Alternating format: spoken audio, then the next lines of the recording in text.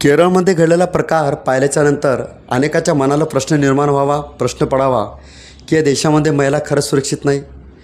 चारी दिशेमध्ये महिला ही सुरक्षित नाही, महिला बाहेरही सुरक्षित नाही, महिला गर्भाशयातही सुरक्षित नाही. खरं पाहिलं तर काँग्रेसचा नेता चेरियर फ्लॅम यांनी एक महिला आमदार हिच्या गळ्याभोवती जबरन भेट घेण्याचा प्रयत्न केला.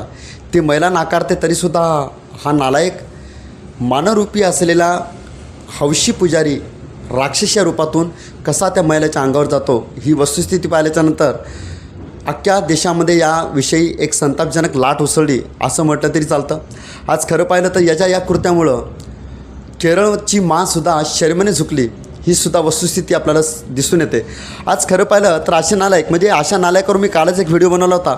जे महिला आयोग अध्यक्षा कमिशनर माजी कमिशनर आदरणीय सन्माननीय मीरा चड्डा बोरवणकर या मॅडमची नियुक्ती झाली. खऱ्या अर्थाने आज महिलांची बाजू ते ऐकून घेतील आणि त्यांना न्याय देतील. काल त्या बाबतीमध्येच मी व्हिडिओ बनवला होता. परंतु बघा ना, जे मनामध्ये एक पाप ठेवून हवस ठेवून त्या महिलाचा फॉलो करतात म्हणजे महिला कुठं सुरक्षित नाही आहे. आज महिला आमदार असून असे नालायक सत्तेची मस्ती, सत्तेचा माज आणि सत्तेचा मुजोरपणा घेऊन जर असे राक्षस वावरत असतील आणि दिवसाढोळ्या त्या महिलाची छेड करत असतील तर ही साधी गोष्ट नाही आहे. ही एक चॅलेंज रूपी गोष्ट आहे. त्यांनी एक चॅलेंज केलेलं, एक आव्हान दिलेलं आहे. म्हणजे सत्तेचा माज कसा असतो. प्रश्न असा निर्माण होतो की असे लोक ज्यावेळेला नालायकपणा दाखवतात स्वतःच्या कृत्यामुळे त्या पक्षाचं नावही खराब होतं. पण पक्षप्रमुख अशा लोकांना काय काढत नाही, याच्यावर सक्त कारवाई काय करत नाही. एखाद्या महिलेला तिच्या परवानगीशिवाय स्पर्श करणंही IPC सेक्शन 354 याच्या माध्यमातून 5 वर्षाची सजा तुरुंगवासाला म्हणजे होऊ शकतो. ही वस्तुस्थिती आहे. परंतु आज असे नालायक जे हवसके पुजारी जे महिलाच्या पाठीमागे सुसाट धावून पिसाट होतात आणि लाखो महिलांना स्वतःच्या हवसापायी हवस पूर्ण करण्यापायी लाखो महिलांना दुःखाच्या खाईत लोटतात.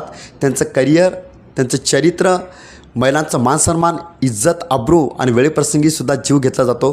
हे दृश्य सातत्यानं आपल्याला देशामध्ये दिसून येतं. खरं या व्हिडिओच्या माध्यमातून एक मेसेज द्यायचं म्हटलं तर एक आमदार असून त्या आमदारालासुद्धा जर अशा प्रकारची वागणूक भेटत असेल तर सर्वसाधारण गोरगरीब आमच्या आया बहिणी यांचासुद्धा एक प्रवास नोकरी माध्यमातून रस्त्यावर असतो.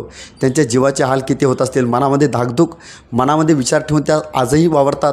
ते स्वतंत्र होऊनसुद्धा जर आजची महिला सुरक्षित नसेल तर या व्हिडिओच्या माध्यमातून एकच मेसेज द्यायचा वाटतो. बेटी बचाओ बेटी पढाओ फक्त म्हणून चालत नाही, त्याला आचरणात आणून महिलांच्या बाबतीमध्ये कडक सुरक्षा देणे ही तितकंच काळाची गरज असते. हाच तरी हा मेसेज या व्हिडिओच्या माध्यमातून द्यावासा वाटतो. इथेच थांबतो. Thanks lot. खूप खूप धन्यवाद.